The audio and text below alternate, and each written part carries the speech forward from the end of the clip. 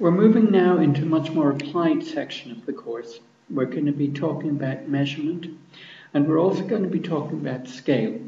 Scale is a concept of making a model of something in real life which is either larger or smaller than the actual thing that we're modeling. It may be a three-dimensional model which is either scaled down or scaled up, or it can equivalently be something in two dimensions, i.e. like a map or a diagram. An example of that would be a three-dimensional model. Now, here is a three-dimensional model of a John Deere tractor. As you can see, quite a realistic model, etc. And we can use that to examine how it could dig, do all that kind of stuff. This is the kind of thing that 8-year-olds love. That model of a tractor will relate to the real thing by a number. A number which will say, if I measure something on this thing, if I measure it, I can then relate that measurement back to what size that's going to be on the real thing. Scales can be decided by the people who are making the model, and sometimes you get things made to different scales.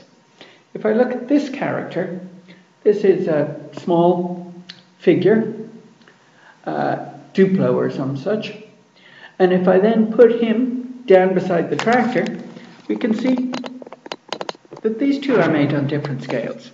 He wouldn't fit into the cab to drive this thing. Okay, so it's important when looking at a model to work out what the scale is.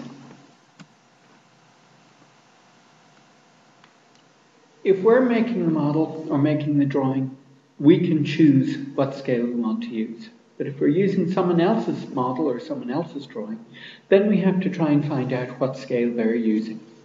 If I look at this, which is a model making magazine, and it's got plans in it for an aircraft,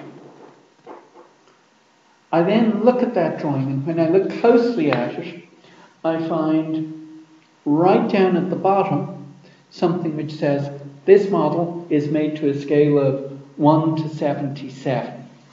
Okay, and I'll find that with most models, with most plans. On a map, you generally find the legend is in a corner, and that will tell you what scale the map is.